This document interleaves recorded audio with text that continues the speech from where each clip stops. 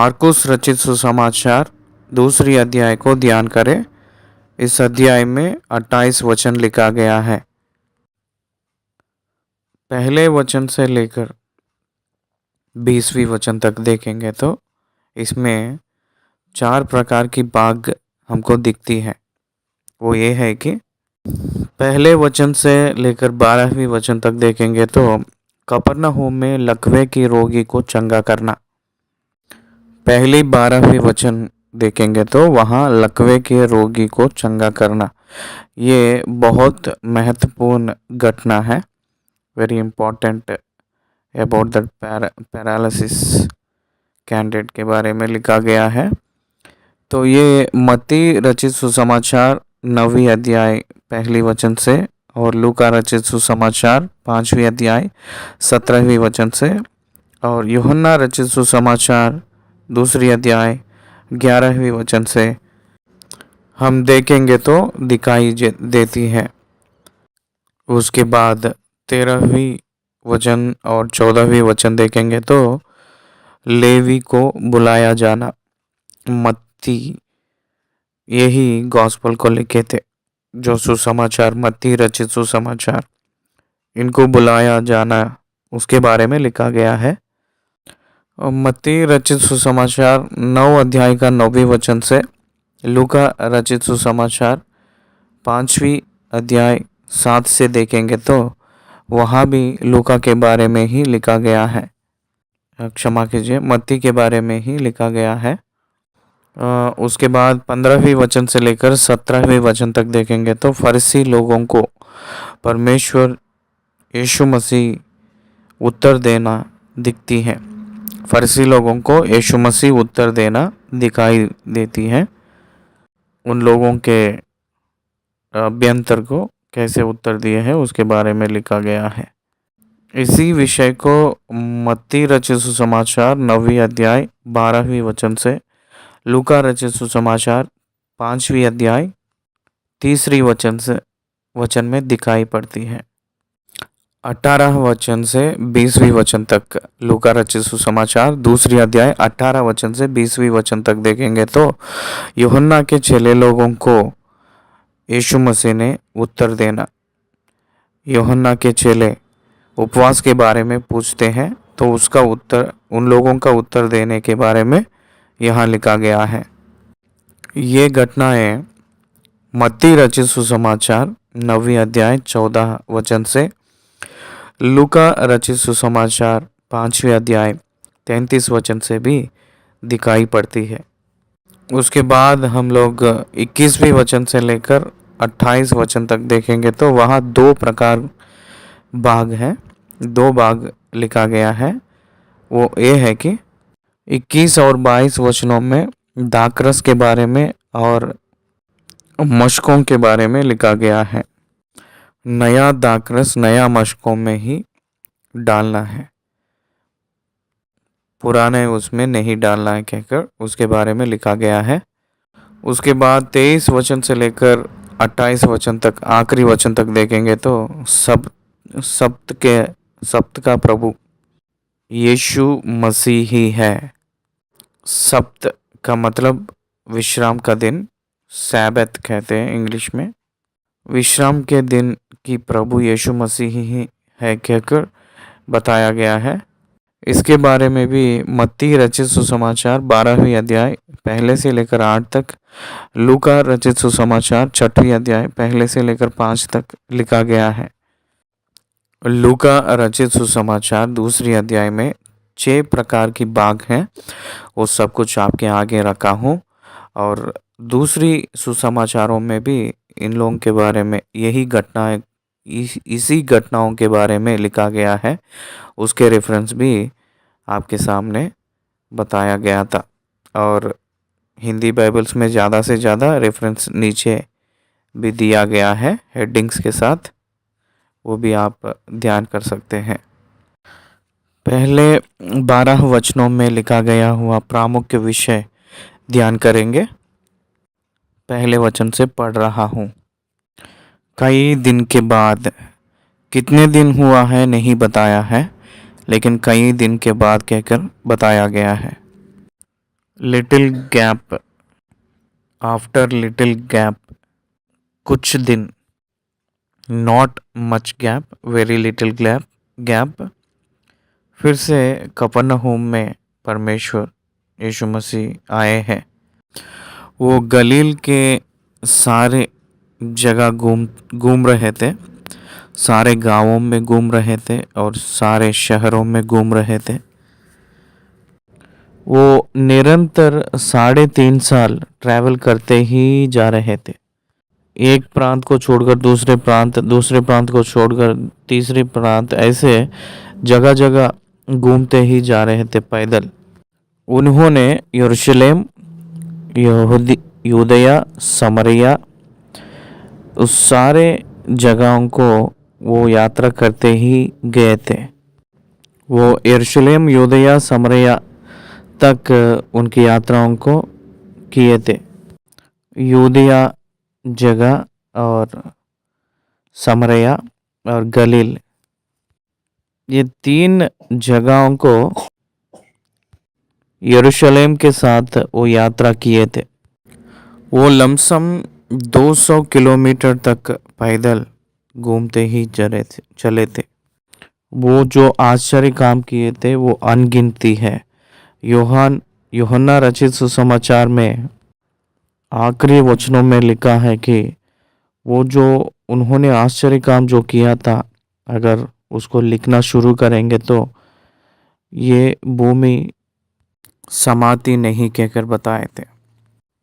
एक भक्त ने कहा था, पृथ्वी पे जितने भी पेड़ हैं वो सबको कलम बनाकर, और जितने भी समुंदर में पानी है, पृथ्वी पे जितने भी पानी है वो सबको इंक बनाकर, सारी आकाश को भी एक पन्ना के रूप में, एक पेपर के रूप में बनाकर लिखना शुरू करेंगे तो शुरुआत ही खत्म हो जाएगा। उतना आश्चर्य काम, अनगिनती काम ने किए हैं यीशु मसीह जब इस धरती पे आकर 3.5 साल जब सेवकाई किए थे, 33 नहीं 3.5 साल जो सेवकाई किए थे, वो सब कुछ अगर लिखेंगे तो इस धरती पे, इस संसार में लिखना शुरू करेंगे तो इस धरती में कोई भी पुस्तक समाती नहीं, लेकिन कुछ रिकॉर्ड ही हम लोगों को मिली है। लेकिन कई दिन के बाद कहकर यहाँ लिखा गया है, तो कुछ दिन का समाचार ही हम लोगों को मिली है। कफरनहूम ने उनकी मिनिस्ट्री का हेडक्वार्टर्स के रूप में बदला है। उन्होंने पतरस के सासू माँ के घर पे रहकर उनकी सेवा का काम किए थे। इमीडिएटली एक सेवकाई के लिए एक ऑफिस रहना है। एक ऑफिस नहीं रहेगा तो उस काम पहचान में नहीं आएगा। एड्रेस नहीं है तो कैसा? एड्रेस कौन सा है? पतरस के सासू माँ के घर। हम लोग उस स्थल को देखे थे। आज भी पतरस के सासू माँ के घर की दीवार वैसे ही है जो मंदिर के नीचे है। उस समय की दीवारें, उसके ऊपर मंदिर बनाए हैं, एक गिरजाघर चर्च बनाए हैं, वहाँ आराधना कर रहे हैं। कफरनहूम में जब वो लोग रहते थे, वो घर उसमें वो है कहकर पता कर लिए हैं। कई दिन के बाद वह फिर कफरनहूम में आया और सुना गया कि वह घर में है। फिर इतने लोग इकट्ठा हुए कि द्वार के पास भी जगह नहीं थी और वह उन्हें वचन सुना रहा था। लोग उनके पास आना शुरू किए हैं। What is the response of Jesus Christ to their coming? उन लोग जब आए थे तब यीशु मसीह ने क्या किए हैं कहकर हम लोग प्रश्न डालेंगे। वो ये किए हैं कि वचन को प्रचार किए थे। वो लोग क्यों आए हैं? उनके वचन को सुनने के लिए आए हैं, और कुछ लोग उनके आश्चर्य काम को देखने के लिए आए हैं, उनकी उपदेश और उनकी आश्चर्य काम। उनकी उपदेश और उनके आश्चर्य कार्य, ये दो उनकी सेवकाई को आकाश की उतना ऊंचा बनाए थे। ग्रहण करिए, इतने लोग इकट्ठे हुए कि द्वार के पास भी जगह नहीं थी। सच्ची में सोचिए कैसा रहा होगा। वो उन्हें वचन सुना रहा था। इसी समय कुछ लोग एक लकवे रोगी को 4 मनुष्यों से उठवाकर उसके पास ले आए। बहुत लोग उस द्वार के सामने और अंदर रहने के वजह से, इकट्ठा होने के वजह से जमीन ना रहा था खड़े होने के लिए भी, तो इसलिए, परंतु जब वे भीड़ के कारण उसके निकट ना पहुंच सके तो उन्होंने उस छत को जिसके नीचे वहां था खोल दिया, और जब वे उसे उधेड़ चुके तो उस खाट को जिस पर लकवे का रोगी पड़ा था लटका दिया। लकवा रोगी को जहां वो है उसी स्थल में ये लोग क्या किए थे, उतार दिए थे। बहुत लोग हैं, कोई भी जगह नहीं दे रहे थे, तो इसलिए वो लोग सोचने लगे कैसे उनके पास पहुंचे। कुछ भी करके उनके पास पहुंचना है। तो कैसे पहुंचे, कैसे पहुंचना है? केवल एक ही मार्ग है, छत को खोलकर, छत को जिसके नीचे वह था खोल दिया, और जब वे उसे उधेड़ चुके तो उस काट को जिस पर लकवे का रोगी पड़ा था लटका दिया। ये एक अचंभा लगता है। वहां यीशु मसीह ने उनके विश्वास को देखकर अचंभ हुए थे। देखिएगा, यहाँ परिस्थिति अच्छा है कहकर नहीं, परिस्थिति अच्छा ना रहने से भी वो लोग पीछे तो नहीं मुड़े हैं उस व्यक्ति को लेकर।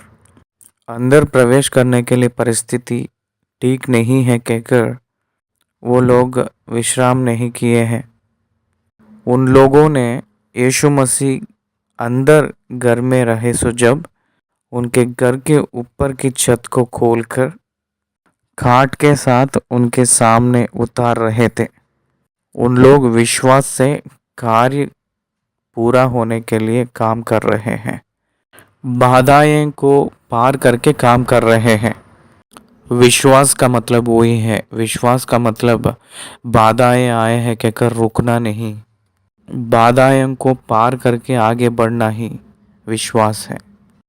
एक काम को पूरा करना है तो साधारण रूप में जो है मार्ग, वो मार्ग ठीक नहीं रहे, सो जब असाधारण मार्ग को ही चुन लेना है, ढूंढ लेना चाहिए।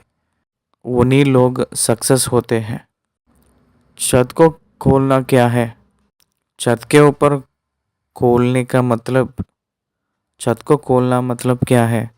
It's a most controversial concept, controversial action. तो भी दे फॉरवर्डेड, वो लोग आगे बढ़े हैं। उसको घाट से बांधकर रस्सियों से नीचे उतारे हैं। देख रहे हैं उन लोगों के यत्न, इसलिए यत्न को छोड़ना नहीं। यत्न भिन्न रूप में करते हुए, सर्च करते हुए, ढूंढते हुए शुरू करना है। हर एक सकारात्मक जांच किया जाना है, हर एक कोशिश को जांच करना है। कुछ संदर्भ में जो बाधाएं हैं उसको ब्रेक करते हुए आगे बढ़ना है। ये लोग वैसे ही गए थे, क्योंकि घर के ऊपर छत को खोलना ये क्या सोच है, किसी रीति से उसको जीतना है, जीना है कहकर सोचे थे, जीत लिए हैं। इसलिए यीशु मसीह उनके विश्वास को देखे हैं, इसलिए यीशु मसीह उनके विश्वास को देखे हैं। उनकी कोशिश में उनके विश्वास दिखी है उनको, यीशु मसीह को। उनके सामने ये व्यक्ति को पेश करेंगे तो बस है, वो निश्चय चंगाई पाएगा कहकर वो लोग सोचे हैं। That is their faith. They believed it, heartfully believed, मन भर से विश्वास किए थे, इसलिए कुछ भी रिस्क हो लेना चाहे थे, इसलिए वो लोग विश्वास किए थे उनको करने के लिए, इसलिए उनके विश्वास की आगे परमेश्वर काम करने के लिए आए हैं। विश्वास की वजह से प्रभु ने आगे आए थे काम करने के लिए। उनके रिस्क के पीछे उनको विश्वास है। If you believe you take risk, you have faith. If you believe you will take risk. अगर आप सच्ची में विश्वास करेंगे तो आप साहस करने के लिए कोशिश करेंगे। They were adventurous. They were adventurous. एक बात में बताना है तो साहस किए हैं वो लोग। साहस विश्वास से ही पैदा होती है। विश्वास नहीं रहा हुआ व्यक्ति साहस नहीं कर पाएगा, इसलिए विश्वास करना चाहिए। उनकी विश्वास उनको साहस दिलाई थी। उनकी साहस को देखा है और देखकर कह रहा है कि हे पुत्र, तेरे पाप क्षमा हुए हैं कहकर उस लकवा रोगी से कहा था। यीशु मसीह बात किया हुआ बात को देखिएगा। आपको चंगाई मिली है कहकर नहीं कहे थे, आपका बीमार ठीक होगा कहकर नहीं कहे थे, आपके पाप क्षमा हुआ कहकर कहे थे, तेरे पाप क्षमा हुए कहकर कहे थे। कब? वो लकवा रोगी व्यक्ति मेरे पाप को क्षमा करो कहकर नहीं कहे थे, वो पूछा नहीं था। इसलिए पाप की क्षमा पूछने से मांगने से होने वाली नहीं। पाप की क्षमा कब होती है पता है? जब हम लोग विश्वास करेंगे तो तब। क्या आप जानते हैं पाप की क्षमा कब हुई है? इस जगत की बुनियाद डालने से पहले ही यीशु मसीह ने, मनुष्य ने पाप ना करने से पहले ही मनुष्य की पाप की प्रायश्चित को वो पूरा किए हैं। उनके कार्य जगत की बुनियाद ना डालने से पहले ही कंप्लीट हुआ था। क्रूस में दर्शन रूप में दिखा है, क्रूस में दिखाई पड़ा है। क्रूस पे यीशु मसीह ने सारे मनुष्य की पाप की प्रायश्चित करने जा रहे हैं। वास्तविक रूप में उसको मैनिफेस्टेशन कह सकते हैं, लेकिन कंप्लीट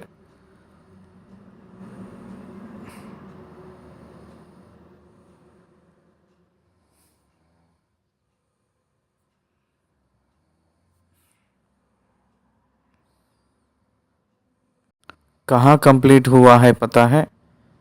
इस दुनिया को बुनियाद ना डालने से पहले ही वो कंप्लीट हो चुकी है। पवित्र आत्मा परमेश्वर ने यीशु मसीह के मृत्यु को पहले ही पहचाना है और उसको अंगीकार भी किए हैं। पिता परमेश्वर ने पुत्र यीशु मसीह के मृत्यु को इस जगत की बुनियाद ना डालने से पहले ही उनके मृत्यु को अंगीकार किए थे।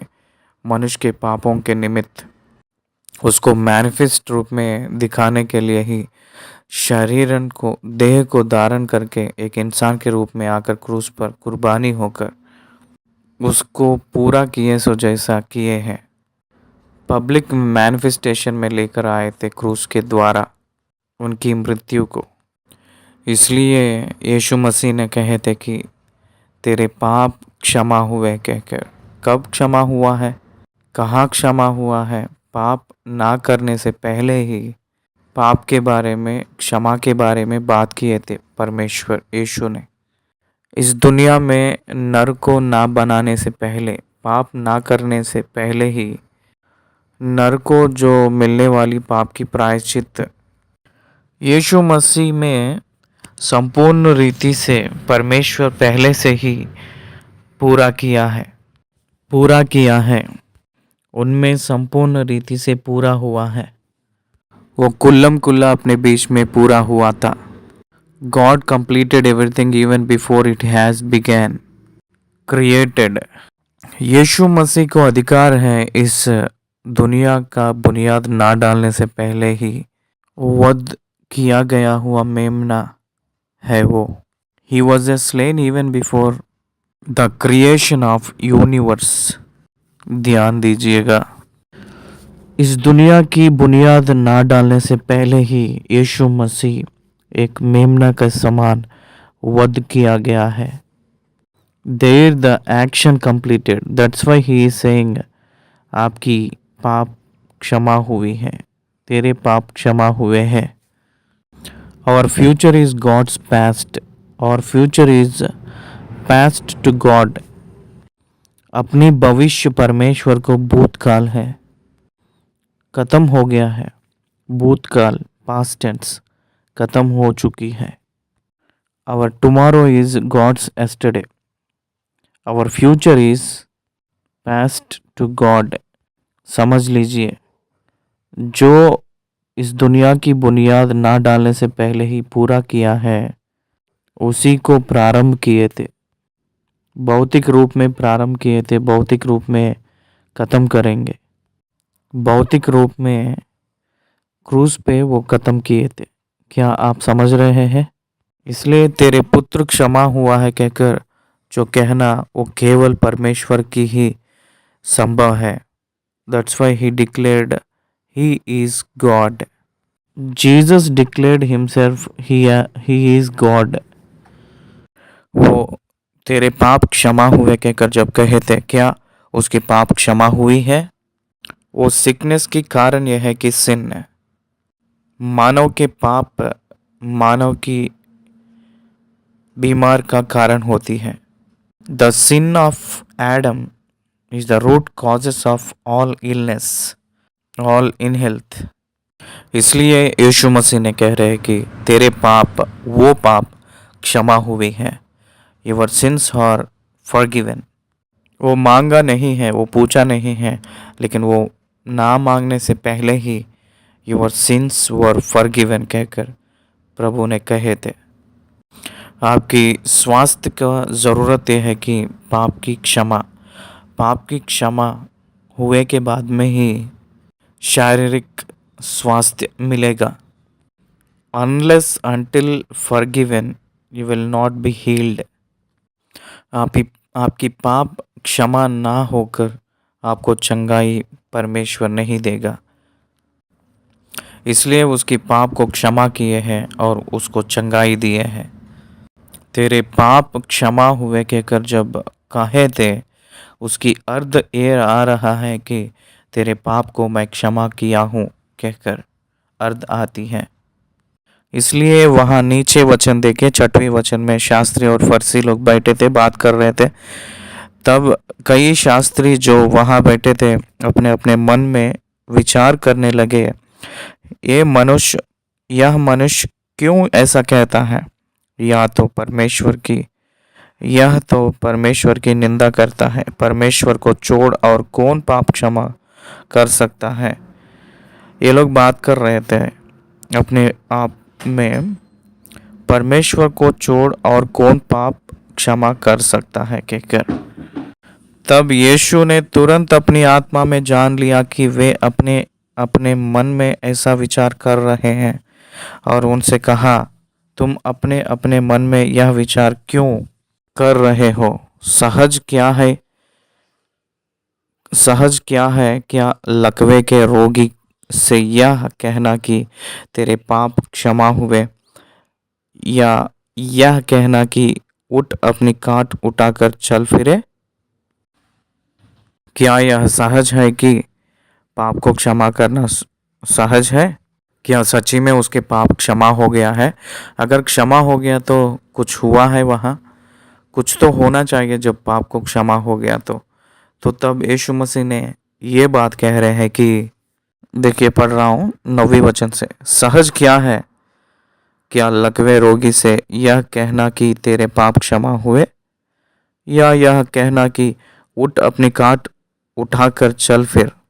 परंतु जिससे तुम जान लो कि मनुष्य के पुत्र को पृथ्वी पर पाप क्षमा करने का भी अधिकार है। यीशु मसीह ने पापों को क्षमा कर रहा है। यीशु यीशु मसीह ने पापों को क्षमा कर रहा है। यहाँ यीशु मसीह ने नर रूप में शारीरिक धारण होकर पृथ्वी पर आया है, वो उन लोग समझना चाहिए। और उनकी अधिकार को और किसी को नहीं दिया है, वो अपने आप उस अधिकार को इस्तेमाल कर रहे हैं। उसने उस लकवे के रोगी से कहा, मैं तुझसे कहता हूँ, उठ, अपनी खाट उठाकर अपने घर चला जा।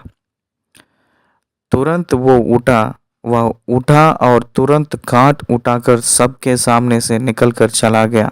इस पर सब चकित हुए। क्या तेरे पाप क्षमा हुआ है कहकर बोलना सहज है? क्या लकवे रोगी से यह कहना कि तेरे पाप क्षमा हुए हैं, या यह कहना कि उठ, अपनी खाट उठाकर चल फिर कहकर बोलना सहज है क्या? कहकर जब पूछे थे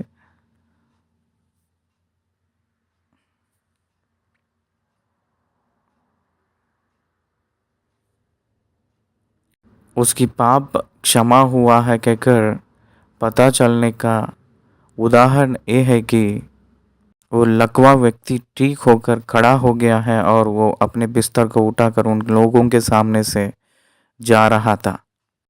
लकवे रोगी को ठीक करना उस जमाने में नहीं था।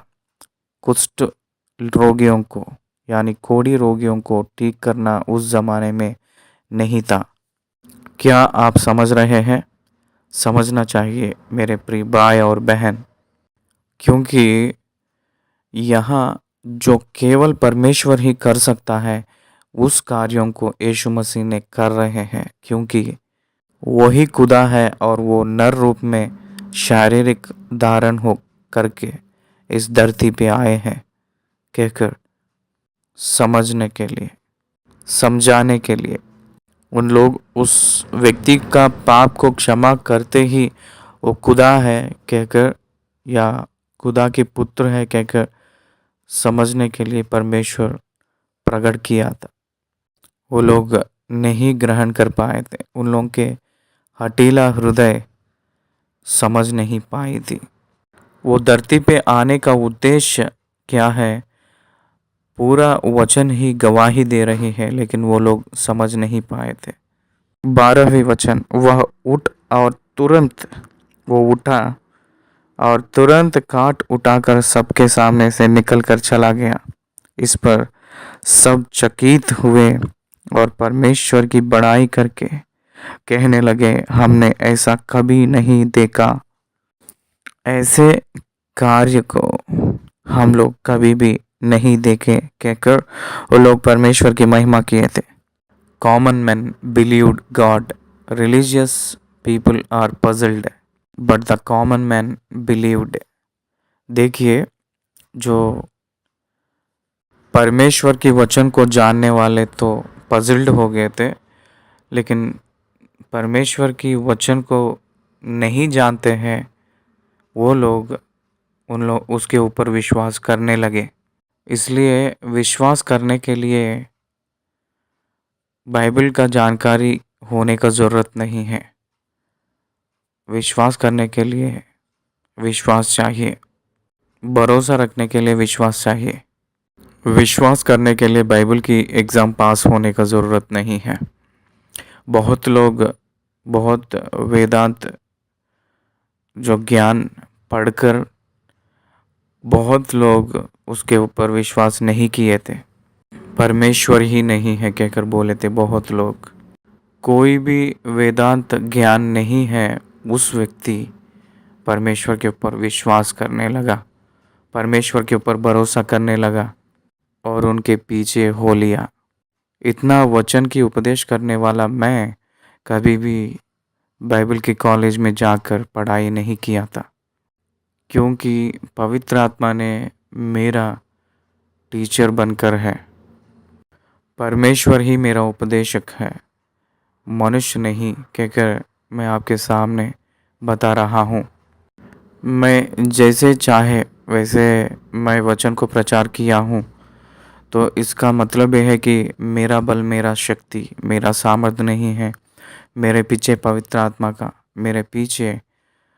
आत्मा का सामर्थ्य है कहकर आप जानना चाहिए। 12वें वचन में तुरंत वो उठकर अपने सारे लोगों के सामने तुरंत उठकर खड़ा हो गया और निकल कर चला गया। सब लोग चकित हो गए थे। सबके सामने चला गया और सारे लोग अचंभ हो गए थे, चकित हो गए थे। और क्या किए, परमेश्वर की बड़ाई करके कहने लगे कि हमने ऐसा कभी नहीं देखा, कह रहे थे।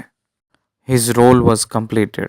यीशु मसीह का गम्य यह है कि उनके जरिया परमेश्वर की नाम महिमा करना है अपने कार्यों के द्वारा।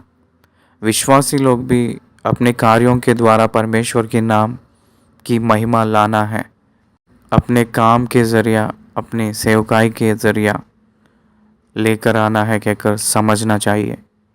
मार्कुस रचित सुसमाचार 2 अध्याय 13वीं वचन से लेकर 28 वचन तक देखेंगे तो कुछ बातें मैं आपसे बताना है। वो ये है कि यहाँ फरीसी लोग और सब लोग भोजन में बैठे थे, तो यीशु मसीह चुंगी लेने वालों के साथ और पापियों के साथ बैठे थे।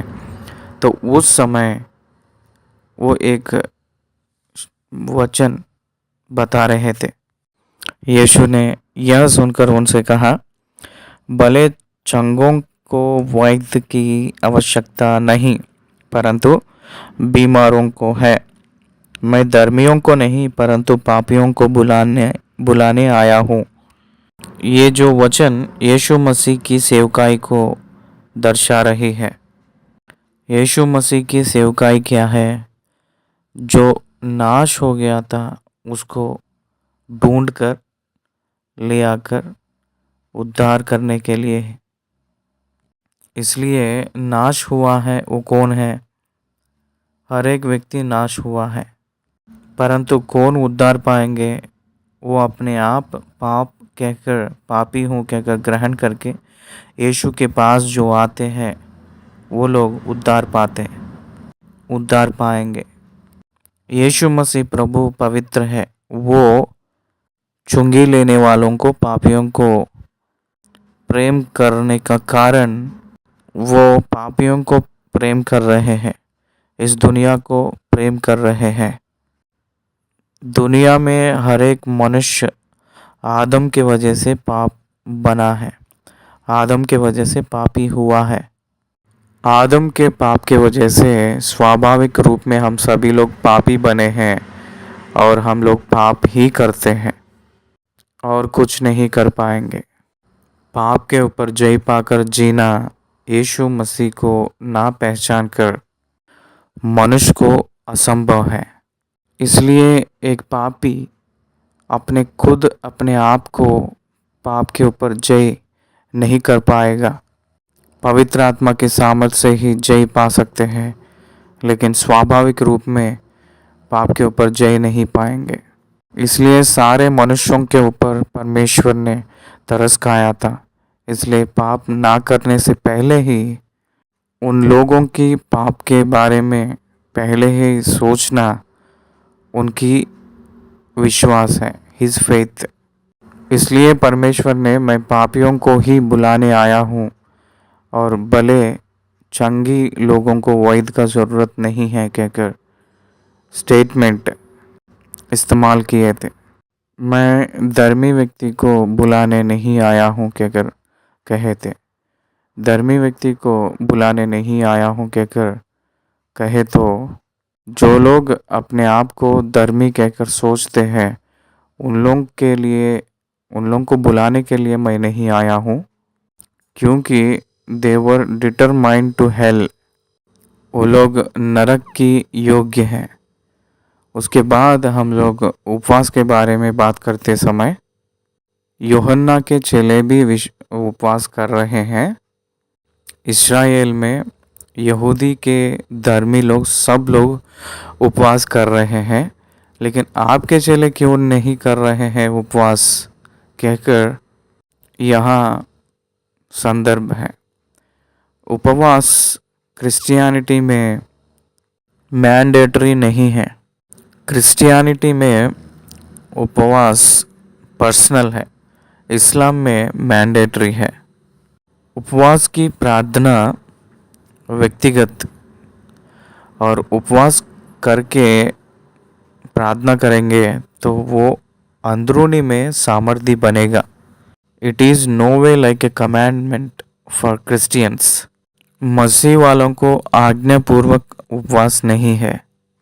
दे कैन डू और they don't do. If they do they will enjoy of the fruits of spirits. They can build them they can build themselves by the fast. परमेश्वर ने कह रहे हैं जब तक दूल्हा रहेगा वो लोग खुश रहते हैं, वो उस घर में उपवास नहीं रहता है, लेकिन वो चले गए के बाद में उपवास होगा। वैसा ही तो हुआ है ना। पौलुस ने उनके परीक्षाएं के दिनों के बारे में कुरिन्थियों के लोगों से लिखते हुए ऐसे कहते हैं कि उपवास से और कचहरियों से कहकर लिखे थे। नींद की कमी के दिन और भूख के कमी के दिन जिए थे पौलुस ने। उपवास से ही उस ऊपर की मंजिले में पवित्र आत्मा के सामर्थ को पाए हैं। 10 दिन दे फास्टेड फॉर 10 days। वही प्रेरितों के काम दूसरी अध्याय में पंतकोस्त के दिन हुई थी। उसके बाद वो कहा गया हुए बातों में से 23 वचन से 28 वचन तक देखेंगे तो विश्राम के दिन 10 आज्ञाओं में 4th कमांडमेंट विश्राम दिन। यह विश्राम का दिन पवित्र रूप में आचरण करना, पालन करना है कहकर कहा गया है यहूदी लोगों को। सीनाई पर्वत पे मूसा को दिया गया हुआ 10 आज्ञाएं वाचा के रूप में कुछ बाग हैं, वाचा में का बाग है, इसलिए उसको पालन कर रहे थे वो लोग। लेकिन नया नियम में Jesus Christ is the Lord of Sabbath. विश्राम के दिन मनुष्यों के लिए नियुक्त किया गया है परमेश्वर ने, और विश्राम दिन के लिए मनुष्य नहीं। The priority is the human being, not the day, not the following day. उस दिन को आचरण पालन करना नहीं, मनुष्यों के लिए रखा गया है उस दिन। इसलिए मनुष्य के क्षेम से भी, सुरक्षा से भी ज़्यादा और कुछ नहीं है। मनुष्य को भूख लगे सो जब भोजन खाना विश्राम दिन को भंग करना नहीं होती है। यीशु ने कहा एक गड्ढे में किसी का भी गधाई का बच्चा गिर गया तो वो उसमें उतरकर बाहर नहीं निकालेगा, तो वो काम है ना? नहीं। प्राण की रक्षा धर्म होती है विश्राम के दिन में। तो इसलिए विश्राम दिन का प्रायोरिटी कब तक है? It is for the sake of rest to the people are not for the day of Sabbath. The Sabbath is the day for the people. Priorities को बदल कर पालन कर रहे थे, तो इसलिए यीशु मसीह उनको खंडित रूप में बताए थे। इसलिए पहली शमूएल के पुस्तक के 21वीं वचन में अहीमेलेक, लेकिन यहाँ अब्यातार कहा है।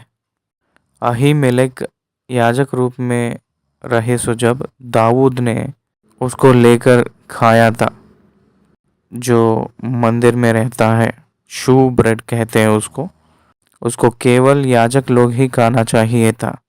याजक लोग ही खाने का यहूदी गोत्र की लोग, सिर्फ वही लोग नहीं, लेकिन दाऊद भी खाया था। परमेश्वर उसको गलत कहकर नहीं हिसाब दिया, क्योंकि भूख बहुत खास होती है। उनके साथी लोगों के प्राण को बचाना है तो रोटी खाना था। केवल याजक लोग ही खाने का रोटियों को खाकर दाऊद निर्दोष के रूप में ठहरा था। कारण क्या है? कारण यह है कि there is a perfect reason, so diverting that reason, violating that rule, they were considered, उन लोग क्षमा किए हैं, क्षमा को पाए हैं, उन लोगों को अंगीकार किए थे। इसलिए मनुष्यों के पुत्र यीशु मसीह ही विश्राम दिन का प्रभु कहकर बताए थे। उसके बाद 13वीं वचन से 28 वचन तक आप ध्यान करेंगे, बहुत प्रश्न उठता है। 23वीं वचन से लेकर 28 वचन तक देखेंगे तो पूछने वाले कौन है पता है? फरीसी और शास्त्री लोग। क्यों वो लोग प्रश्न डाल रहे हैं? They are religious people, they are always ask questions. धर्म की तरफ से रहने वाले हमेशा प्रश्न पूछते हैं। धर्मी मनुष्य मार्ग के लिए अलग अलग प्रश्न पूछ रहे हैं। तो इसलिए आज जितने भी लोग प्रश्न पूछ रहे हैं उन सभी लोगों को उत्तर देने के लिए कैसे यीशु मसीह ने उत्तर देते हुए आए हैं, सोचिएगा। परमेश्वर की वचन में विश्राम दिन की रिवाज को, रीति को तोड़ रहे हैं कहकर वो लोग वचन को कोड किए थे। उसी समय परमेश्वर यीशु मसीह भी वचन को कोड किए थे। उसने उनसे कहा था, क्या तुमने यह कभी नहीं पढ़ा कि जब दाऊद की आवश्यकता हुई और जब वह और उसके साथी भूखे हुए तब उसने क्या किया था? प्रश्न को प्रश्न से ही you have to give the answer to the question by giving back them a new question. एक प्रश्न को धार्मिक तौर से पूछा गया हुआ व्यक्ति का प्रश्न को उत्तर देना है तो दूसरा प्रश्न पूछना ही उत्तर है। फिर से एक प्रश्न पूछना ही, that is the style of giving answer. उसके बाद दूसरी अध्याय यहाँ हम लोग ख़त्म कर लिए हैं। धन्यवाद।